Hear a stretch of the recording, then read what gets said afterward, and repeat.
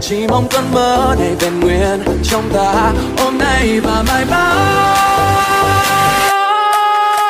Kết thúc rồi, chẳng muốn cứ yêu càng đau. Em mang đến